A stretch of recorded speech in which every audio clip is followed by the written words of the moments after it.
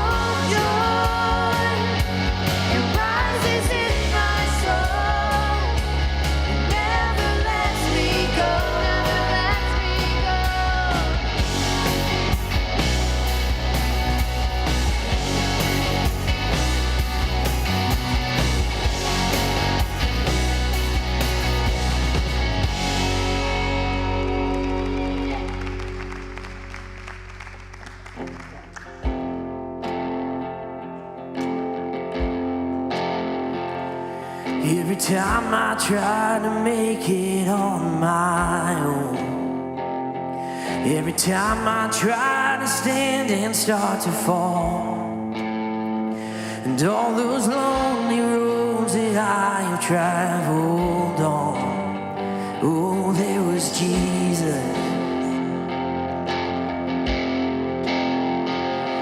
when the life I built came crashing to the ground, when the friends I had were nowhere to be found, and I couldn't see it then, but I can see it now. Oh, there was Jesus. In the waiting, in the searching, in the healing and the hurting, like a blessing buried in the broken pieces. Every minute, every moment, where I've been and where I'm going, even when I didn't know it, I couldn't see it. Oh, there was Jesus.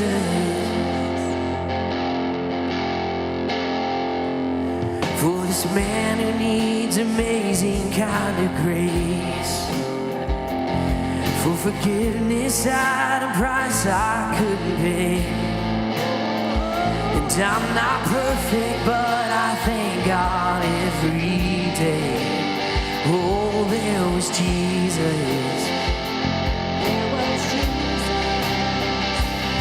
In the waiting, in the searching, in the healing and the hurting, like a blessing buried in the broken pieces.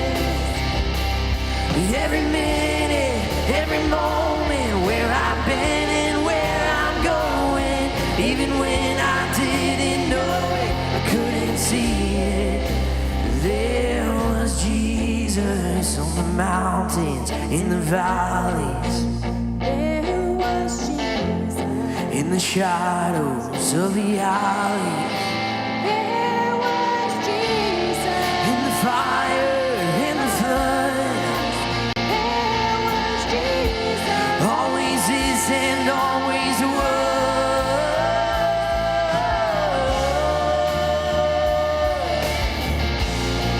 No, I never walk alone. You are there. In the waiting, in the searching, in the healing and the hurting, like a blessing buried in the broken pieces. Every minute, every moment, where I've been and where I'm going, even when I didn't know, I couldn't see it. Oh, there was Jesus. And there was Jesus. Oh, there was Jesus.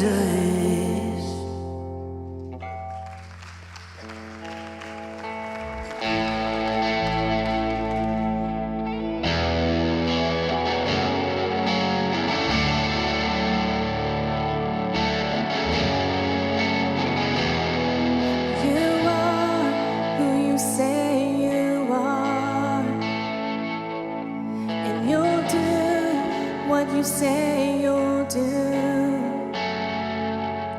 and you'll be who you've always been to us, Jesus.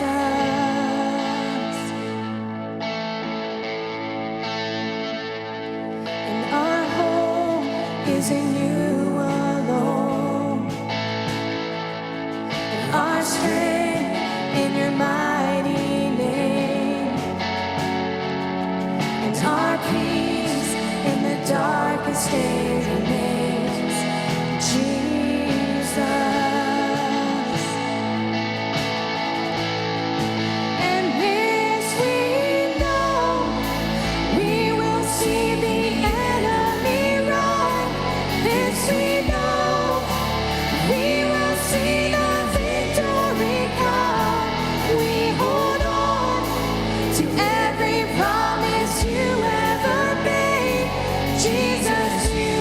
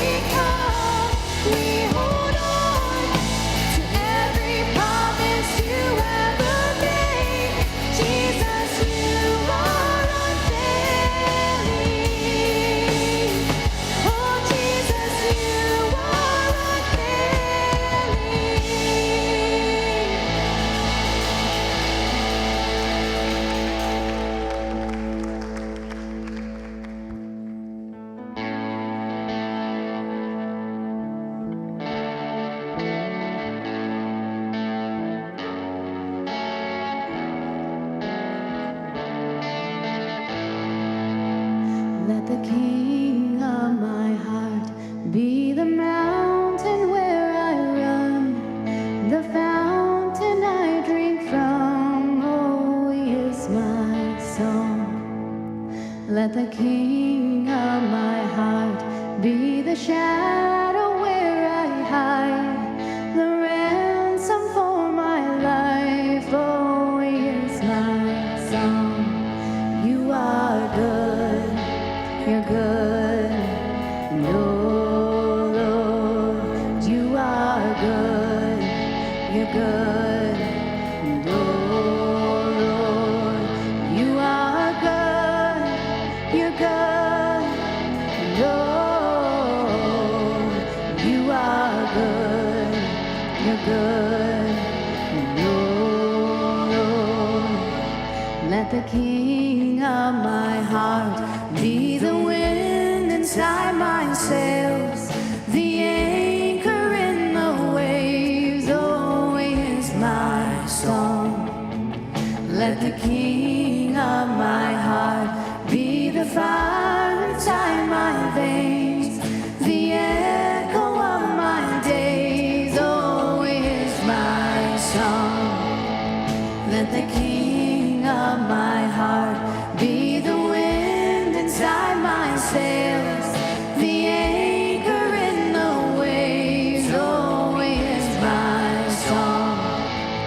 Let the King of my heart be the fire inside my veins, the echo of my days. Oh, he is my song. You are good, you're good, and oh, you are good, you're good, and oh, you are good, you're good, and oh, you are good, you're good, and oh, You're never gonna let me down. You're never gonna let me down. You're never gonna let me down. You're never gonna let me down. Sing it out, church. you're never gonna let me down. You're never gonna let me down. You're never gonna let me down.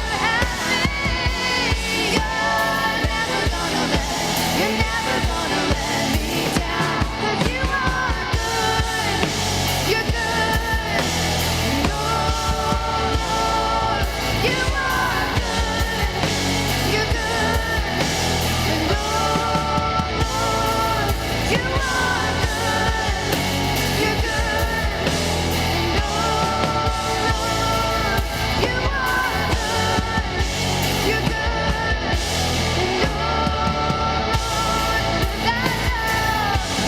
you're never gonna let me down. You're never gonna let me down. You have me. You're never gonna let me down. No, no, no, no. You're never gonna let me down. You are good, you're good, and oh Lord, you are good, you're good, oh Lord. Amen. Lift them up, church. God, we are so thankful this morning that we can say that. God, in a world that, man, really for the last 2 years feels like it's been chewing us up and spitting us out. God, despite all of that, despite all of the pain and suffering that living in a fallen world has brought, we can still declare that you are good.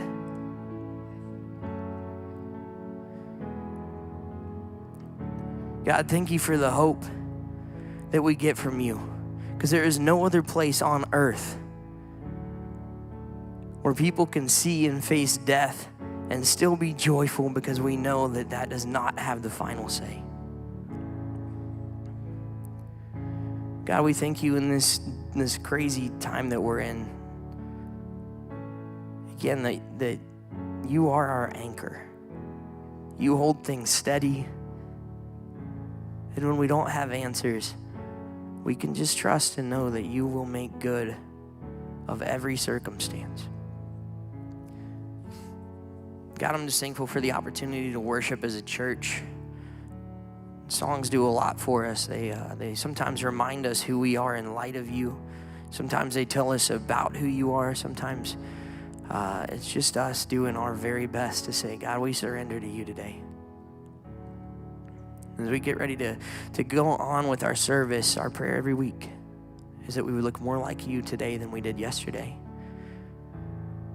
And God, just out of gratitude, man, for the entirety of humanity, we bring offerings and gifts to you, and you bless them and do things with them that we could have never even imagined.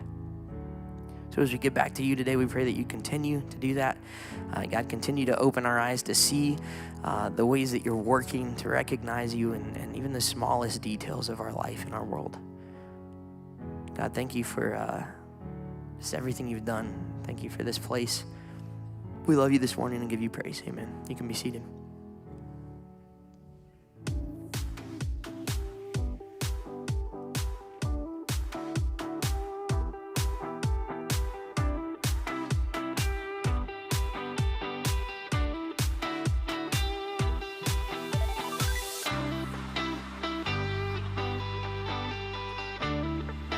Hey church, it's officially Advent season and we are making final preparations for Christmas at the Naz.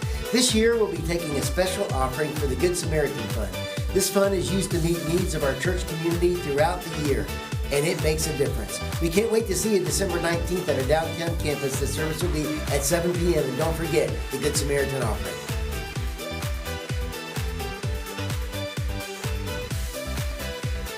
Here at MarionNaz, we believe in bringing the next generation up to be strong in their faith and leaders in the church. One of the ways we do this is with our winter retreat. Just last year, we had a student accept a call to ministry as a result of this trip. This year, we have a wild dream that you can help make happen. We would love to send all of our students on this retreat at no cost to them as a way of showing them that the church supports and believes in them. We'll be having a fundraiser in the cafe at each campus over the next 3 weeks, where you can select a photo of our group along with a dollar amount to help fund the trip. Along with the donation, you can be praying that lives will be changed on this trip. If every card is taken, we'll be able to make this trip completely free for every student in our group. Thank you for your generosity and support of the students of Marion Naz. Hey everyone, on December 26th, we will be having one service time at 11 o'clock at our downtown and Kensington campuses. We will have childcare for infants through 3 years of age. All other ages will be joining us in our worship service with their families. Don't forget, one service, both campuses, 11 a.m. on December 26th. Your giving feeds the hungry, builds homes for the homeless, and supports the mission not only here in Marion, but literally around the world. Your giving makes a difference, and we're making it easier than ever to give. We've migrated to a new giving platform that is integrated with our website and app. It's safer, easier to use, and takes only minutes to set up. You can text to give by credit or debit, or link your bank account for easy payment options. And with features like recurring giving, you can easily set up scheduled donations. Create an account today and help fuel the mission of Marion Naz.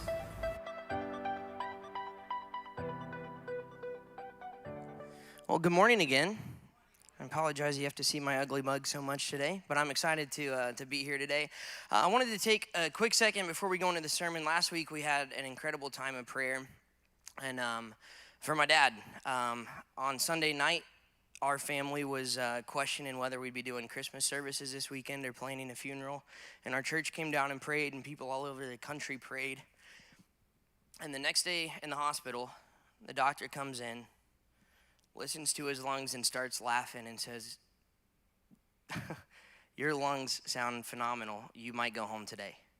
And so we want to welcome him back.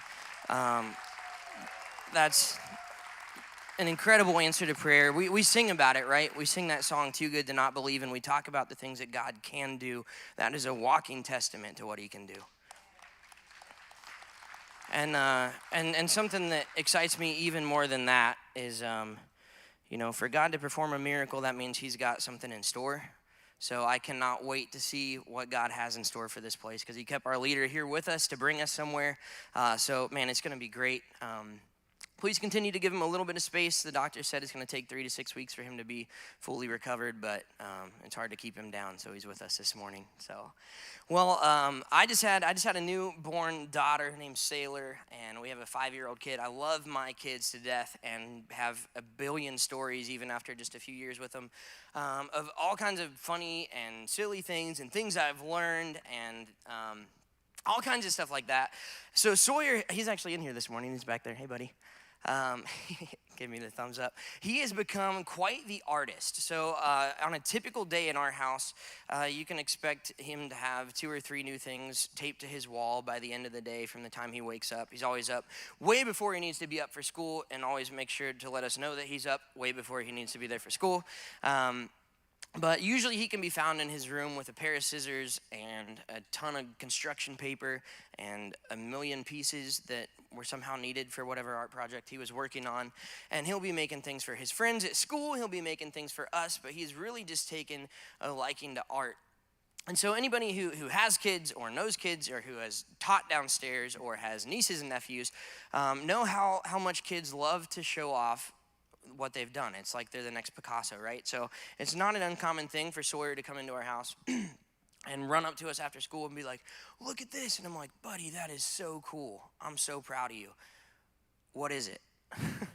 Right? And then he goes on and describes his creative process and everything that he made, and it's like, man, that's so cool. And they find their ways to our fridge, or sometimes to his baby book if it's something where we're like, we've got to keep this. We have a quote book of things that he says all the time, because you don't want to forget those things that just add a lot of humor in your day. And I was thinking, there's this story that I read online a few years ago. I think it's circulated. You guys might have seen it, but I don't even know if it's real, but it's a really good illustration, so I'm using it.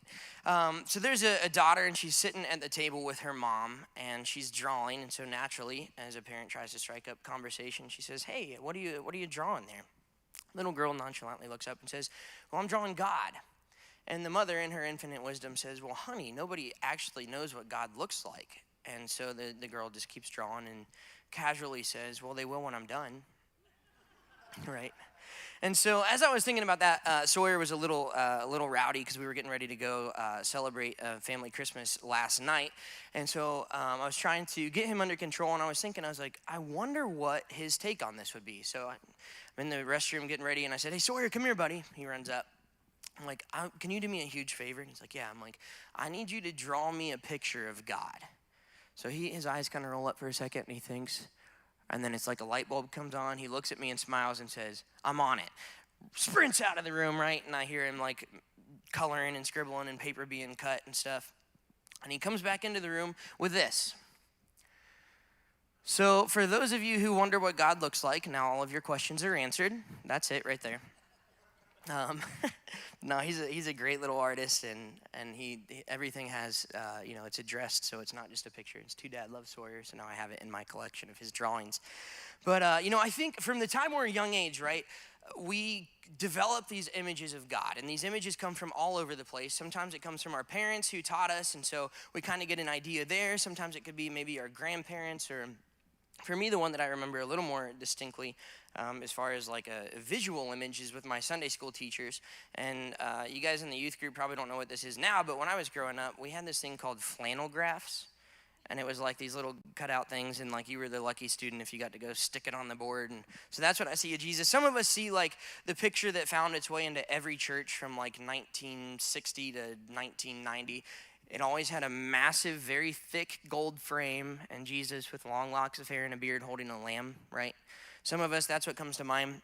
But at some point in all of our lives, we kind of get up this idea of who God is and what he looks like. And so one of the things we do here in our baptism class is we want to see, like, okay, where are you at coming into this? When you say, I want to tell the world that my life's been transformed by Jesus, like, what's your image of God? And we help try to make sure that we know where they're coming from, and in some cases to try to redefine what that looks like for them a little bit. And we get all kinds of answers. You know, some people come in and they're like, you know, for me, God was always this angry God. Like, he was just judging. And I remember feeling like, man, when I walked around as a kid or a young person, like he was just waiting for me to take the wrong step so he could smite me, right? One of my favorite examples of this is from an older movie with Jim Carrey. Do you guys ever see Bruce Almighty? And he's like, yeah, like, God, I'm an ant in an anthill, and God is a kid with a magnifying glass sitting up there waiting to burn off my feelers and watch me squirm, right? So that's some people's idea of God, as he's just this almighty, just waiting to squish us down, right? And then for some people, their answer is, man, God was a friendly God. Like, I remember a lot of times I was a loner, or I'd be in my room, and God was just, I always just imagined him as this guy who just listened when no one else was there to listen, when I was going through things. Like, he was always just kind of this presence, his friendly presence. Other people had viewpoints of God where they're like, well, he's up there, but, like, you know, God went through his creative process, got the earth made, gave it a spin, and then just kind of lets it do its thing, right? He's kind of hands off. Whatever happens in the world happens. And then other people see God as the rule maker. And a lot of people who see God as a rule maker are people who like to follow rules. A lot of type A people, right? Because that makes it clear cut. Like, he gives the rules, we follow the rules, and we're good to go. The Pharisees and Sadducees were a lot like this in the Bible. They had their rules, and actually they loved their rules so much they actually forgot that about, like, you know, God gave these rules. They're like, well, we need to supplement it. We need to add rules. So, like, even as he's like not good enough as a supreme rule maker, we have to add things in addition to this. And so we like that because some people feel like, oh, that just simplifies things for me. Like, it's just a list, and it's something that I feel like I can accomplish and check off, right? And then in the Christmas spirit, some people see God as Santa Claus. They're like, man, he's there to make us happy and grant our wishes and give us gifts and just make life better than it was before him. So, like, take like 5 seconds. If you were to draw a picture right now, what would you draw of God? Who has he been to you? What has been your experience? What have you been taught? What are the things that you were pulling in this morning where you're like, yeah, that's what I thought about God? See, for centuries, people believed that you could not see God and live. And there's actually a really good reason for that, because he told them that. And in Exodus 33:19, says this. It's when he's talking to Moses on the mountain. And the Lord said, I will cause all my goodness to pass in front of you. I will proclaim my name, the Lord, in your presence. I will have mercy on whom I will have mercy. I will have compassion on whom I have compassion. But he said, you cannot see my face, for no one can see me and live.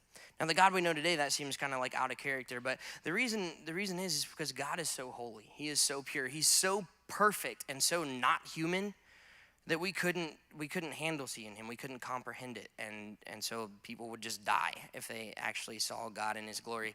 I don't know if you guys can remember back to 2017. I feel like after the last 2 years, everything else is just like, but do you guys remember the eclipse that was like, it was all over the news. Everybody had to see it, right?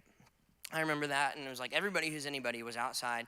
And the makers of those like stupid little 3D glasses that give you a headache anytime you try to watch anything with it, right? They're like licking their chops. They're like, this is our time to shine. We've waited a millennia for this moment.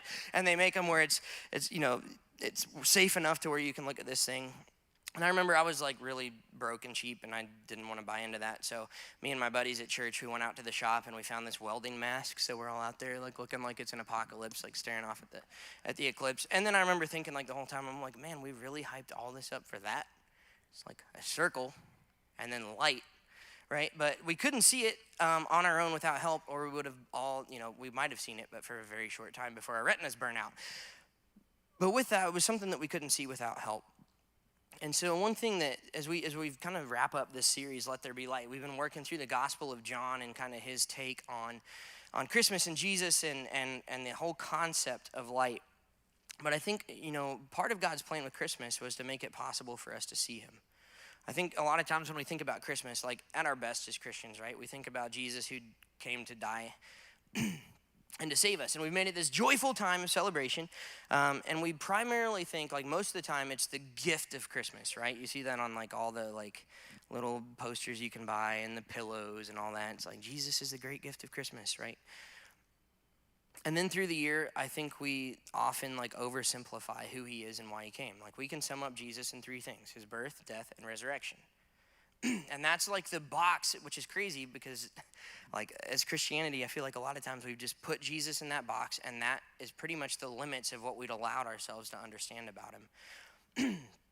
And there's some things this morning that as I was kind of reflecting on that, like I was thinking like, okay, so Jesus came, why?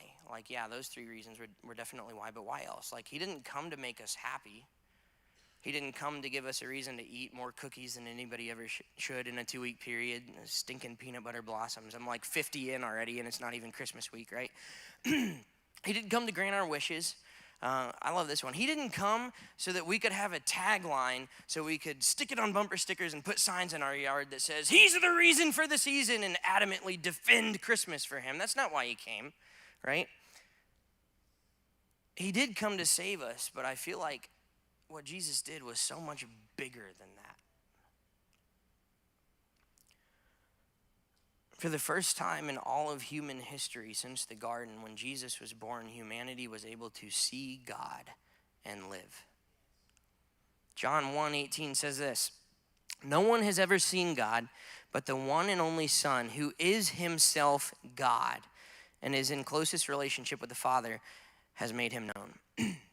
So we insert Christmas, right? Like looking at the Israelites and this whole context, a lot of us know like what they were expecting and what they got were two different things. But you take a people who have been taught for generation after generation after generation that you can't see God and live, like no wonder their perspective was so like shocked when Jesus finally came, right? Like he's not even something you can see. So like when God does finally come, the glory and splendor in which he comes has to be like beyond our comprehension. And it was definitely going to be like in a palace with royalty, to the best of like what they thought a king would come in.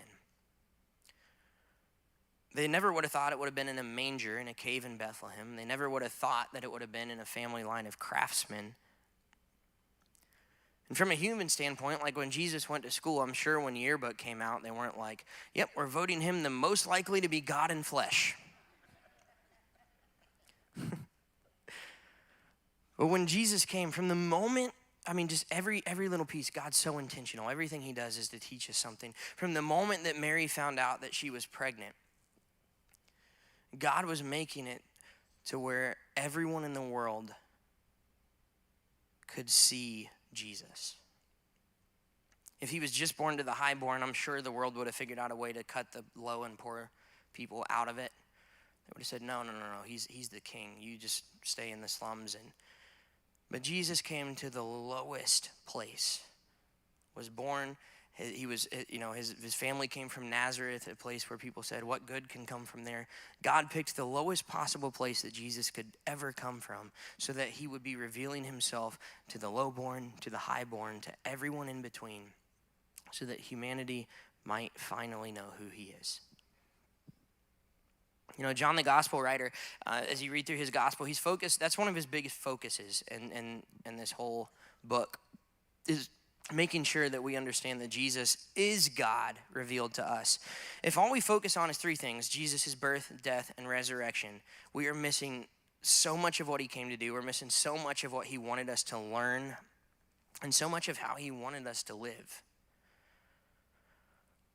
I feel like, coming to church on Christmas and Easter, you're cutting all the story out, all the middle, all the plot, everything that led up to it, everything Jesus wanted to teach us through it.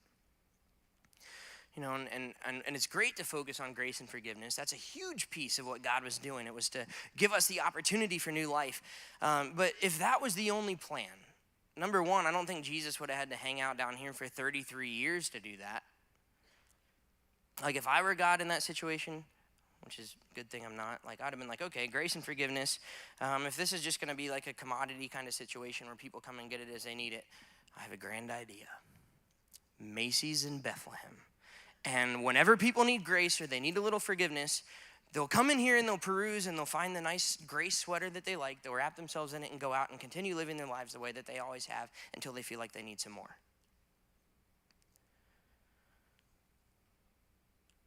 The problem with humanity is oftentimes, rather than looking to Scripture to see what God looks like, to see his heart, to see his love, looking at the in-between stories of Jesus' birth, death, and resurrection, we pull out our own little sketch pads and we draw what he looks like.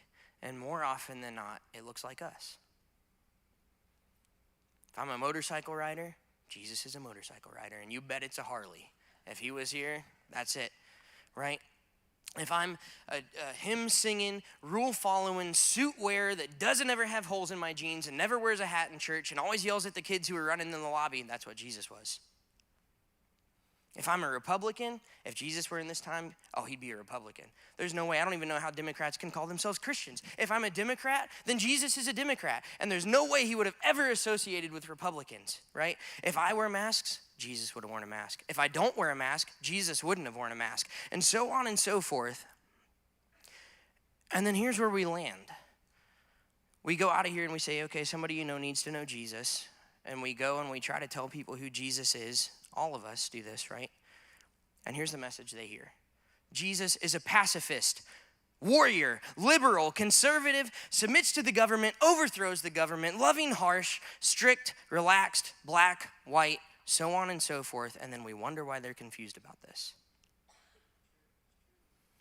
We go to the world, and rather than showing them the life-changing, death-defeating, grace-giving, all-saving, almighty, all-loving, perfect Lamb of God, and we say, let me show you my Jesus, and we hold up a picture, and it looks just like us. It's not our job. That's so backwards. Jesus didn't come so that we could make him look like us. He came so we would understand how to look like him. So what does he look like? I hope you guys are comfortable. This is going to take a while. We'll probably just flow right into Christmas at the Naz. Kidding. There's a lot of things we can say about Jesus, right? I couldn't even encapsulate it all in one day. But I can tell you this. John, in his gospel, there's two things that he stresses above all else, which is grace and truth. When we look at Jesus and we look at all the in-between, right? All the filler story, all the things that he did between his birth and his death and his resurrection, he showed grace all over the place.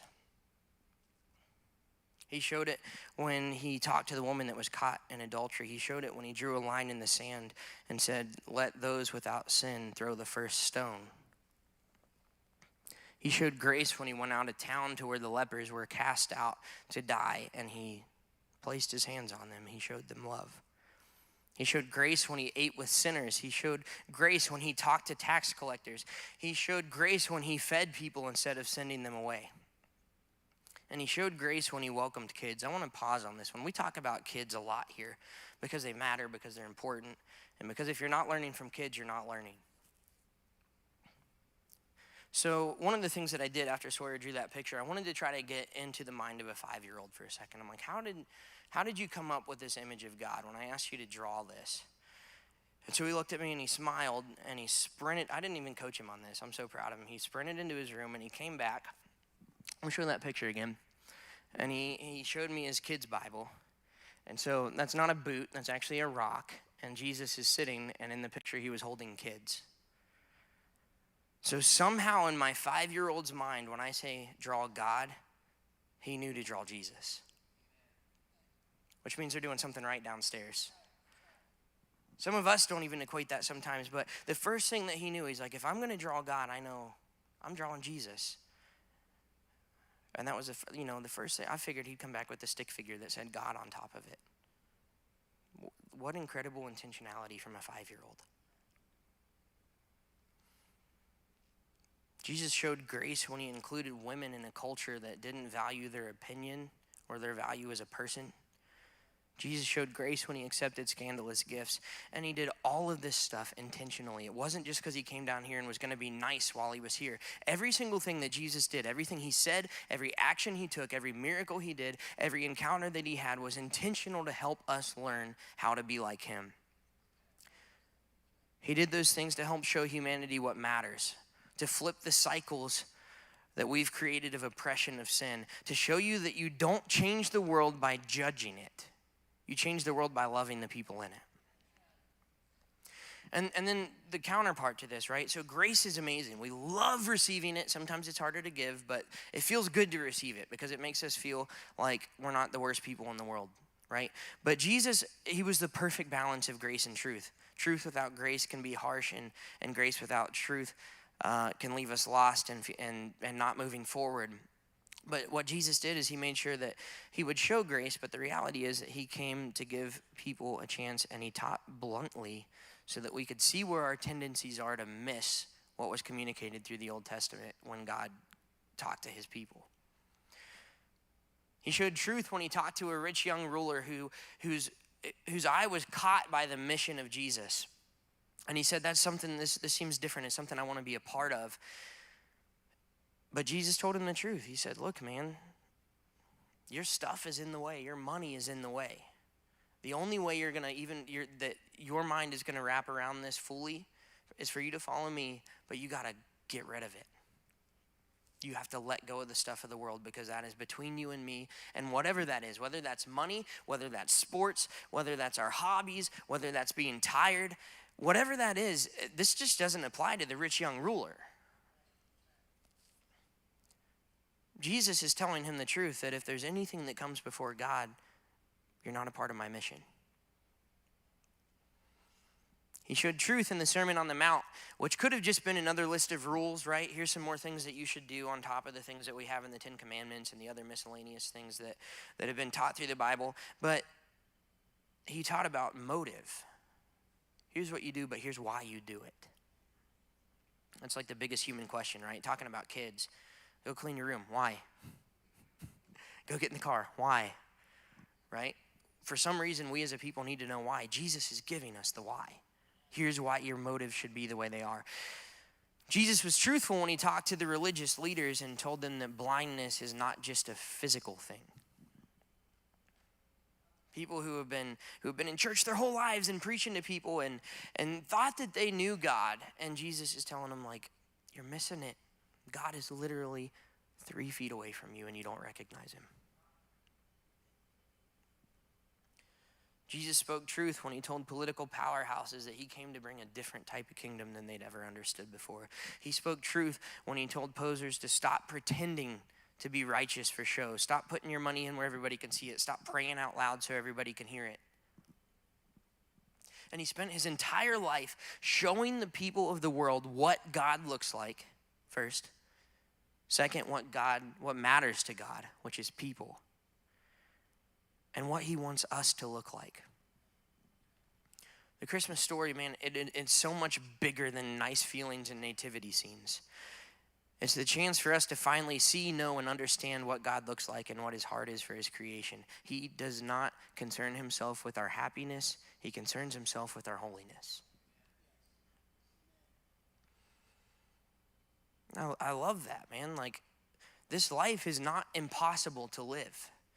It's not too hard. It's not too complicated. Jesus, God, when he looked at it and he's like, Israel's not getting it. They're not understanding it. They need salvation. They need to figure out what it looks like. And so when Jesus came, God was giving us the ability to be restored in the image of him that we were made in at the first start of creation. And then he said, you know what? I'm going to make a blueprint for it. Here I come.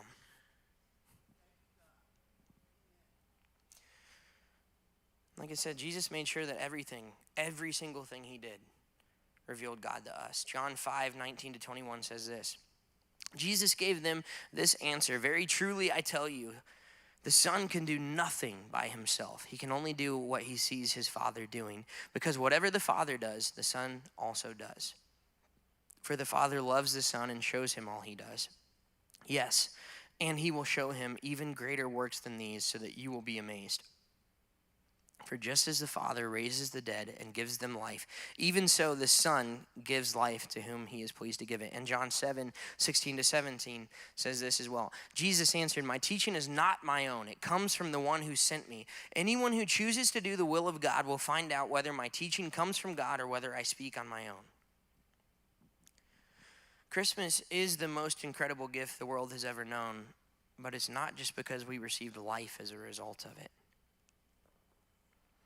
It's because it was the time when God gave us the full ability to live into who he has called us to be, which is a people in his image. As a side note, this isn't a journey we can do on our own. I've talked to a lot of people through the course of my life who are like, I don't need church. Like, I love God. I read my Bible every day. That's all that I need, right? God is not, he's too big to just be fully understood on our own. And so at this church, that's why we congregate. Like, if it was just Brandon and God, do you think CR would happen every single week? If it was just Brandon and God, do you think we'd accomplish 53 restoration projects? No, we'd probably have a painted fence with a ton of paint on the ground because I hate painting, and there would be one project, and that would be it, right? But because God has called us together as his church, together as a people, not only do we learn about him more, not only are we challenged to be like him more, but we're able to accomplish works that he said would be even greater than his. So that's why we do life groups here. We have people who meet every single week. If you're not a part of it, you're missing out. It's incredible, but it's an opportunity for people who love you to say, man, like what you did, that didn't look like Jesus. Or, hey guys, what I did this week, nobody would have seen Jesus in that. Here's what I'm struggling with. Pray with me. I want to look more like him. There's this poem that says this. It was 6 men of Indostan, to learning much inclined, who went to see the elephant, though all of them were blind, that each by observation might satisfy his mind. The first approached the elephant, and having to fall against his broad and sturdy side, at once began to bawl, God bless me, but the elephant is very like a wall. The second, feeling of the tusk, cried, ho, what have we here? So very round and smooth and sharp, to me 'tis mighty clear. This wonder of an elephant is very like a spear. The third approached the animal, and happening to take the squirming trunk with his hands, thus boldly up and spake, I see, quoth he, the elephant is very like a snake. The fourth reached out his eager hand and felt about the knee. What most this wondrous beast is like is mighty plain to me. 'Tis clear enough, the elephant is very like a tree. The fifth, who chanced to touch the ear, said, even the blindest man can tell what this resembles most. Deny the fact who can. This marvel of an elephant is very like a fan. The sixth no sooner had begun about the beast to grope, than seizing on the swinging tail that fell within his scope. I see, quoth he, the elephant is very like a rope. And so these men of Indostan disputed loud and long, each in his own opinion, exceeding stiff and strong, though each was partly right, and all were in the wrong. For us to fully understand God, we have to do it together. Have you ever had a time in life when you're going through something and somebody said, I've been there, and here's what God told me. And you learned something about God that day that you would have not known had it not been for that person. God uses us to reveal himself in incredible ways, and that's why when we pursue him, that's why he wants us to look like him, because when we look like him, the people of the world can't help but notice that it's different. The people in the church can't help but notice that it's different. But if it's me by myself, I'm not noticing anything other than what I observe on my own. Every single week, I don't know if you guys pick up on this, but I try to pray this every Sunday, that as a result of being together, as a result of hearing the word, that we would look more like God today than we did yesterday. So one of the challenging questions that I've had and I've been reflecting on myself this week is, do I look more like him this Christmas than I did last year? Has being a part of this church for 10, 20, 30, 40 plus years, has that shaped us into his image? Or are we still busy trying to make him look like us? Has our understanding of God never surpassed what we learned in Sunday school, that he came and he was God incarnate, and he came to save us, and we're forgiven because of him, and then we just stopped there? And we came to church because it's what we're supposed to do, and we clung to the rules because it's what we're supposed to do. And after all that time, when we look back, we can say, man, I don't necessarily know that I look anything more like Christ than I did when I started this journey. Maybe today it's your first time, or you know, first time in church, or somebody invited you, and as you were like contemplating if you wanted to come, right? Because this image of God that you've heard about sounds a lot more like humans than it does divine, what you've seen, right? Well, today you can accept who he truly is. experience him for yourself. All you have to do is say yes. He will reveal himself to you. That's the incredible thing, is it's not just his word. It's not just the other believers that he's given us, but he gave us a spirit so that every single day when you do something that is not Jesus, you can know that. You can fix that. You can change it because he'll make you aware of it, and all you have to do is ask. Maybe today you've been cramming Jesus into your sketchbook, and it's time to start allowing yourself to change rather than trying to fit him into the mold that you think he should have. Maybe you haven't been growing or looking like Jesus the way you want, and you're like, I've been missing it, and today I want to change my focus. Like, I want to know God. I want to be a reflection of him. Even if you've been missing it for the bulk of your life, it's not too late to turn it around. It's not too late to make the decision today. And that's the thing about faith, is it is a daily decision where you wake up in the morning and you say yes to God and no to your own desires and no to your own feelings sometimes, and you just dive into whatever it is that he wants to teach you that day. So we're going to open the altars here in a little bit, and today, if that's you, if you're in any of those categories, like, tell a pastor. We want to know. Like, we don't know if you don't tell us, but if you made the decision today that you want to follow Jesus, like, we want to walk that with you. We want to help you understand. We want to show you what we've learned about Jesus and learn from you, because he's going to reveal himself to you in different ways too. And if God's doing something in your life and you're like, man, I've just been stuck. I've been stuck in this identity of whatever it is that I've made up, and I'm done with it and I want to change it today, tell us. We want to know that too. Tell other people in here. This isn't just a big group where we're just supposed to come in and, like, make a couple of acquaintances and walk out every day. Like, life groups take it deeper, but, like, are you investing in each other here? Sharing excitements, man. Like, being able to say that God performed a miracle and hear the whole church cheer. That's what this is about. And not just our lead pastor. We can celebrate every victory that's won in here if we know about it. And so God gives us reminders, right? We have the holidays.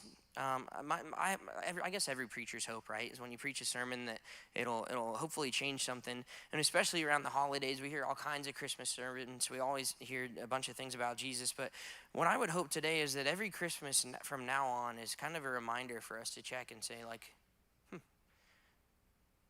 do I know God more this year than I did last? Do I look like him more this year than I did last? And there's one other thing that we celebrate here really often, which is communion. And a lot of times we focus on the grace and the forgiveness elements of this, right? Which is absolutely what they represent. But these can mean even more to that to us. This doesn't have to be a yearly checkup at Christmas to see if we messed up all year. But every time we take these elements, starting with the body. This is the body that was broken for you, but it's also the body of God who came down and became flesh so we can see what we're supposed to look like. So maybe communion takes a little different meaning, and every time we pull these wafers out, we reflect and say, do I look like this? This is the body that was broken for you. Eat it in remembrance of him.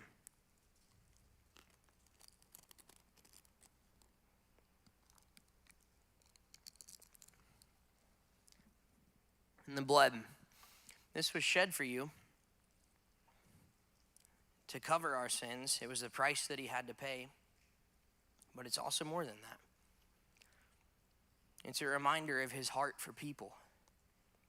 And it's a reminder that it's not something we just receive, but something that as we receive, we should be giving, which is love and sacrifice. This life of Christianity is not just about giving. It's not just about happiness. It's about embracing a lifestyle that led Christ to the cross. So it was shed for us, but it's also a reminder of who we are to be as God's people. Drink it and be glad. God, we're thankful today in this Christmas season for the gift of your son, absolutely.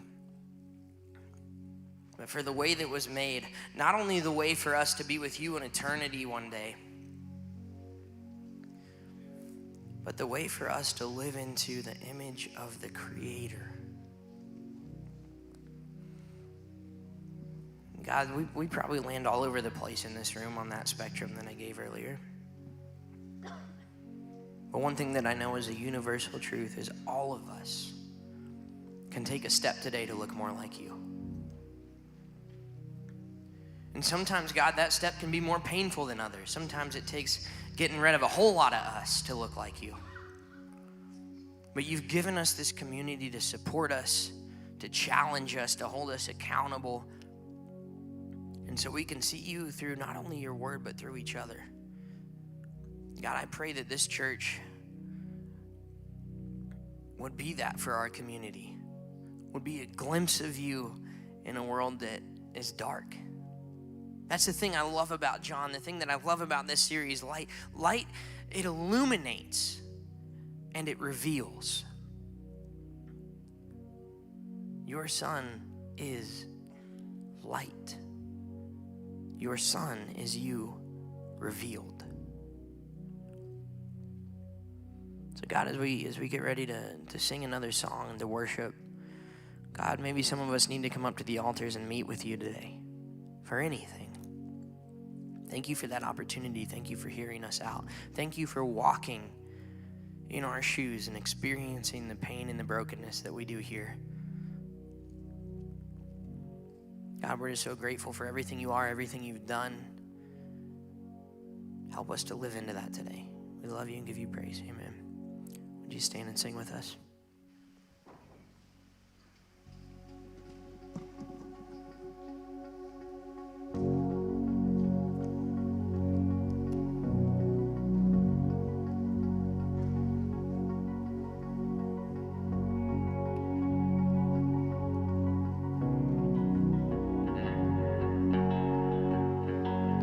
Earth and shadow restlessly hold,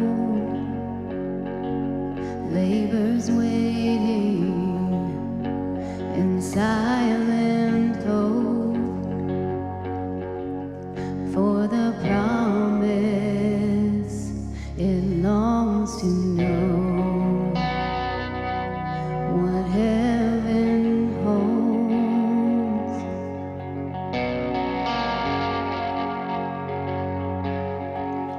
Then the angels in holy haste lift their anthem, your Savior lays in a manger in humble form. Your King is born.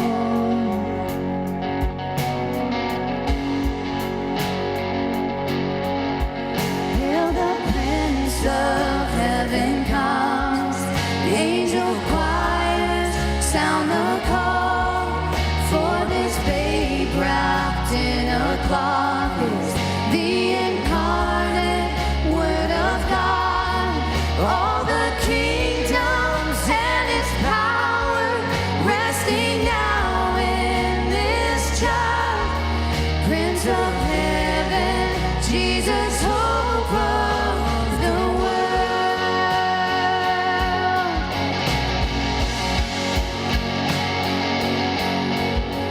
This means mercy in fullest form, loving kindness forevermore. Son of David and Son of God, He is Christ the Lord.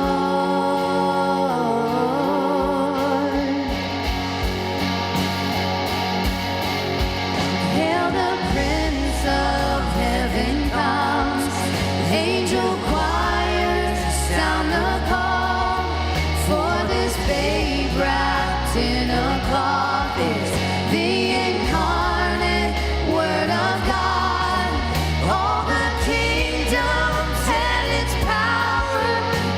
resting now in this child, Prince of Heaven, Jesus, hope of the world.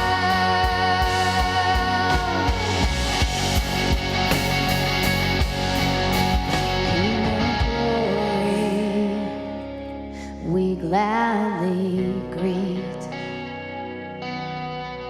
Born in wonder and majesty, forever worthy, the earth will sing. And O Prince of Heaven, we worship thee. King of glory, we gladly greet. Born in wonder and majesty, forever worthy, the earth will sing. And O Prince of Heaven, we worship thee.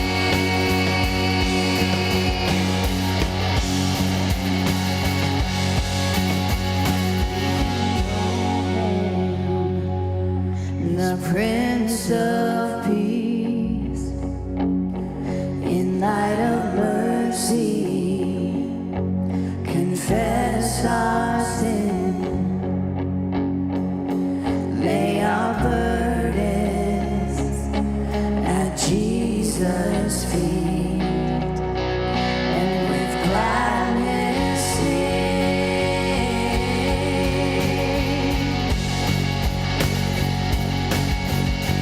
Hail the Prince of Heaven comes, the angel choirs sound the call, for this babe wrapped in a carpet, the incarnate Word of God.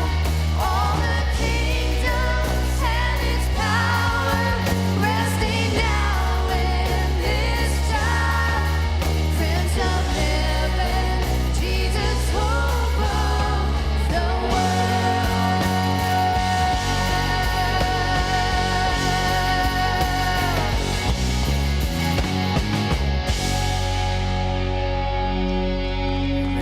You glad you came to church this morning? Today's benediction comes from 1 John. Dear friends, since God so loved us, we also ought to love one another. No one has ever seen God, but if we love one another, God lives in us, and his love is made complete in us. Somebody you know. Amen. Tonight we have an awesome opportunity, Christmas at the Naz, 7 p.m. It's a great opportunity to invite somebody who's never been here before. Thank you guys for coming this morning. We'll see you tonight.